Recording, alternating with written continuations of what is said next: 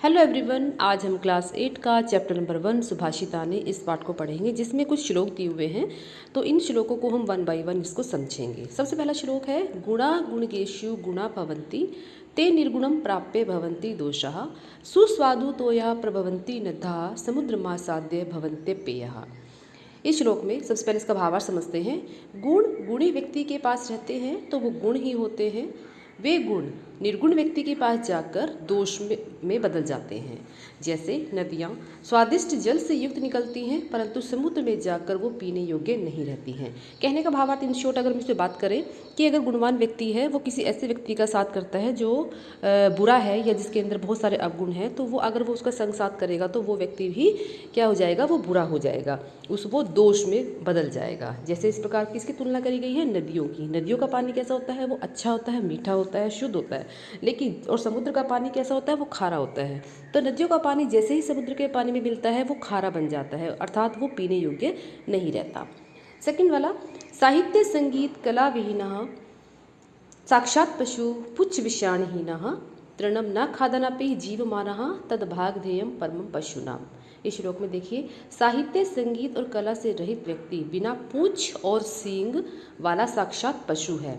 घास ना खाता हुआ भी जीवित है, यह उन पशुओं का परम सौभाग्य है। अब इसे बताया गया है जिन व्यक्ति के पास साहित्य है, ना संगीत है, ना कला है, जिसमें इनका इंटरेस्ट नहीं है, वो किसके समान बताया गया है, साक्षात पशु के समान बताया गया है। पशुओं को क्या होता है, पशु के अंदर ना कोई इंटरेस्ट होता है, उनको केवल खाने से मतलब होता है। लेकिन इसमें नेक्स्ट लाइन में बताया गया कि घास ना खाता हुआ भी वो पशु क्या होता है, वो जिंदा रहता है, वो जीवित रहता है। यह उन पशुओं का परम सौभाग्य है। कहने का मतलब कि उन पशुओं का जो घास नहीं भी खाते, अपना पेट नहीं भी भरते, लेकिन फिर भी वो जीवित हैं। तो इसीलिए हर व्यक्ति के अंदर कोई ना कोई मतलब एक इंटरेस्ट, एक कला जरूर होनी चाहिए। साहित्य संगीत या कला, जो भी चीज़ उसमें इंटरेस्ट होता है व्यक्ति का, वो चीज़ इसमें होनी चाहिए। नहीं तो वो किसके समान बताया गया है, वो पशु के समान बताया गया है। पशुओं को देखिए, पशुओं को सिर्फ क्या मतलब होता है, सिर्फ खाने से मतलब होता है। उनको केवल हम सारा दिन, अगर हम जिनके घरों में भी होते हैं, देखिए क्या करते हैं, हम उनको सारा दिन घास डालते रहते हैं, तो वो केवल उनको खाने से ही मतलब होता है। इसीलिए यह उन पशुओं का परम सौभाग्य है। चलिए थर्ड वाले पे आते हैं। पुष्प फल छाया फूल वल्कल दारू भी धन्य महिरूहा यत्र विमुखम यान्ति नार्थिनः।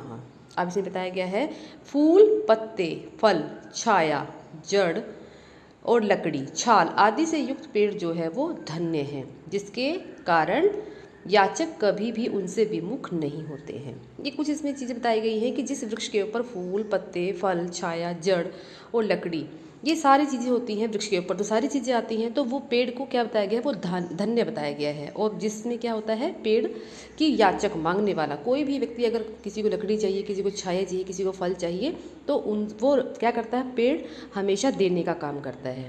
कहने का मतलब हमें भी ऐसा होना चाहिए कि परोपकार की भावना होनी चाहिए, हमें किसी न किसी उसमें रूप में देने वाला होना चाहिए, जिस प्रकार पेड़ अपनी छाया, फल, पत्ते वगैरह सब दे देता है। नेक्स्ट है चिंतनीय ही विपदाम आदावेव प्रतिक्रिया न कूप खननम तृणम प्रदीप्ते वही न नृपे। विपत्ति आने के पहले से ही उसका समाधान ढूंढ लेना चाहिए। विपत्ति आने के बाद उसका समाधान ढूंढना उतना ही अनुचित है जैसे घर में आग लगने पर कुआं खोदना अनुचित है। अब इसमें देखिए क्या बताया गया है कि अगर कोई मुसीबत आने वाली है तो अगर हम उसका समाधान पहले से ही ढूंढ लें तो वो हमारे लिए बहुत अच्छा रहता है, क्योंकि हम उससे उसका निवारण कर सकते हैं। लेकिन अगर मुसीबत आ गई और तब हम उसका समाधान करने की सोचते हैं तो उसमें काफ़ी टाइम भी लगता है और हम हो सकता है उसका निवारण ना भी कर पाएँ। इसीलिए उसका समाधान पहले से ही ढूंढ लेना चाहिए।